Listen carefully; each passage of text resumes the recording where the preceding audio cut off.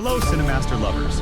Welcome back. I hope you're ready for an exciting experience because we've got something special for you today. Get comfortable, grab your snacks, and let's dive right into the action. Let's get started.